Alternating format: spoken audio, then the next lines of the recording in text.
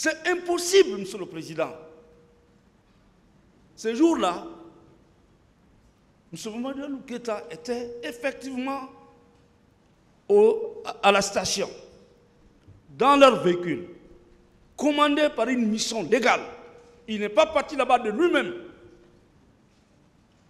Et c'est lui qui sécurisait le véhicule pendant que tous ses amis étaient descendus.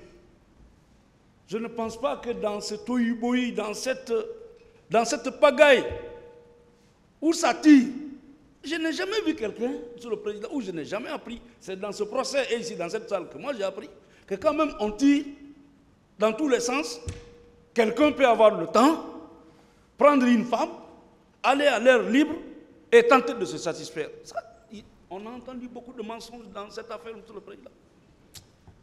C'est regrettable. Le mensonge ne fait pas avancer un pays.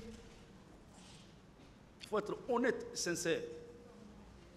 Ce dossier devait être filtré. Le pauvre, depuis 14 ans, il est systématiquement embastillé. Vous savez pourquoi? Parce que simplement, il s'est rendu compte que Assi, qui est lié à Aïssatou Bari, ne pouvait pas faire son affaire dans l'avenir. Il ne pouvait pas se marier avec celle-là. C'est le règlement de compte. Ce n'est pas ça. Ce n'est pas autre chose. Cette dame-là, elle va de confusion en confusion, de contradiction en contradiction. On ne peut pas me dire, moi je refuse de l'accepter et je ne l'accepterai jamais, Monsieur le Président. Personne ne peut me convaincre ici. Quand j'entends les gens dire ici, ah oui, lui il a reconnu son violeur, ah oui là. Bon, Monsieur le Président, le palais du peuple m'appartient. C'est pour moi. Et je veux le vendre. Celui qui est prêt, il vient avec moi, je vais le vendre. Mais c'est un mensonge gros. Comment je peux devenir propriétaire du palais du peuple? Comment je peux le mettre en vente? Comment on peut accepter que cette dame-là fasse des informations gratuites, mensongères?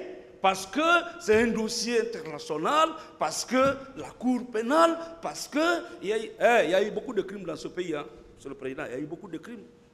Ce dossier, c'est un dossier comme tous les autres. Quand je vois des gens prendre ça comme la fin du monde, la Guinée est loin de la fin du monde. Les fils de la Guinée sont loin de la fin du monde, Monsieur le Président. C'est une question de génération. On croit que tu vois des gens courir en bandoulière. Ce dossier, c'est quoi, après tout? Je ne banalise rien. Je sais qu'il y a eu des faits graves. Mais, Monsieur le Président, il faut que la justice fasse son travail et correctement. Celui qui a été vu, contre lequel il y a des preuves irréfutables, qu'il soit condamné, même si on va le pardonner, mais qu'il soit condamné. Vérité après réconciliation. Mais qu'on aille sous la base des supputations, tel dit j'ai vu tel, et puis on fatigue la justice avec ça. Mais c'est pour vous fatiguer. Le parquet n'a pas de dossier. Ce n'est pas un dossier ça. C'est pour vous fatiguer. Un homme qui vient raconter des histoires, il vient dire simplement, bon voilà, moi je l'ai vu. Et j'ai dit, à un moment donné, c'est toi ça. Il m'a donné un coup. Je suis tombé. Je me suis réveillé. Il m'a violé. Après, il m'a laissé dans les mains des militaires. Je ne sais pas si les militaires là m'ont violé. Après, j'ai couru, je suis parti à l'Oasis et je suis parti à la maison. Et puis, on veut nous faire avaler ça comme des couleuvres. Je refuse, Monsieur le Président. Et je vous prie de refuser cela. Je ne dis pas que peut-être qu'il n'y a pas eu viol, ou il y a des certificats. Mais ceux-là qui ont commis ces infractions sont dans la nature. Ils n'ont pas été interpellés. L'enquête a été fourvoyée, Monsieur le Président. Il y a eu la pression, il y a eu la récupération. On a voulu faire des choses à n'importe qui, Monsieur le Président. Peut-être sauf à votre juridiction. Et j'ouvre une parenthèse, Monsieur le Président. C'est l'occasion pour moi d'ailleurs de remercier Monsieur le Premier Président de la Cour d'appel. Il n'est pas trop visible dans l'affaire, mais il a beaucoup contribué pour la réussite de ce procès. Il a beaucoup contribué. Il est juste, c'est un homme juste. À mon avis, ça n'engage que moi. Donc le tribunal ne peut pas rentrer en condamnation sur la base de simples affirmations. Il n'y a pas d'image, il n'y a pas de témoignage. 14 ans durant, ce monsieur, il est privé de sa liberté. Parce que tout simplement, une vieillesse dit, je l'ai rencontré, il m'a violé. Monsieur le Président, vous savez, c'est trop dangereux. Notre pays... Ah, Monsieur le Président, les juges d'instruction, peut-être on dit, ah, hey, lui, on va le maintenir, parce que dès qu'on le libère, chaque 28, il y a des manifestations, il y a ceci, il y a cela. On dit, il faut le renvoyer devant la justice. Si la justice le libère, ah, mais même ça, hein, il y a eu des gens qui ont été libérés, ils ne sont pas sortis, hein, qui ont été acquittés, ils ne sont pas sortis. Comment? Si on ne fait pas confiance à la justice, à quelle institution dans ce pays on va faire confiance? Mais vous avez des assesseurs intègres, Monsieur le Président. Moi, je suis rassuré et soulagé. Vos assesseurs, là, je compte beaucoup sur eux. C'est vrai. Certes, c'est le doyen maintenant parmi les jeunes, mais ils ont le courage de leurs convictions.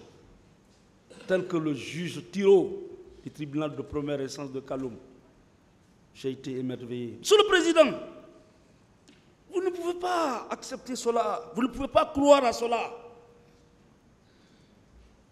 Le viol, c'est un crime contre l'humanité. Personne ne peut le nier. Mais est-ce que, parole contre parole, sans preuve, rien, dire simplement oui, il a reconnu, ça ne passe pas. La loi ne dit pas que reconnaître quelqu'un et l'accuser de viol, c'est ça l'infraction et c'est ça la preuve. Ça ne passe pas. Ça ne passe pas, Monsieur le Président. Ça ne peut pas aller comme ça. Il faut des éléments. Il faut la preuve. Et Mamadou Aliou Keïta, très malheureusement, il a promis le mariage à une dame, ça n'a pas marché. Et comme il est connu, la dame l'a vu de l'autre côté, il dit, ah voilà, lui je l'ai vu au stade, alors je peux lui coller quelque chose. Et malheureusement, on a cru à ça, et voilà. Un bon gendarme, très bon sportif, qui s'est classé toujours meilleur parmi les meilleurs, qui a gardé les personnalités ici, que la Guinée continue à perdre, parce qu'il est en train de pourrir en prison sur la base de contre-vérités mensongères, Monsieur le Président. Mais vous allez juger. Dieu aussi va juger, Monsieur le Président. Il y a l'autre justice, mais il y a la justice de Dieu. Cette dame-là, elle est sans état d'âme, Monsieur le Président. Elle a reçu, selon elle, un coup de crosse sur sa tête. Quelle est la blessure qui a été présentée ici? Elle a dit ici, Monsieur le Président, enfin, dans son PV, et ici à la barre, que 2 militaires se sont emparés d'elle. Je ne sais pas si on l'a violée ou pas. Ah, c'est contradictoire. D'un côté, vous dites, M. Keïta m'a violé. Quand il m'a laissé, 2 autres militaires se sont emparés de moi. Je ne sais pas s'ils m'ont violé ou pas.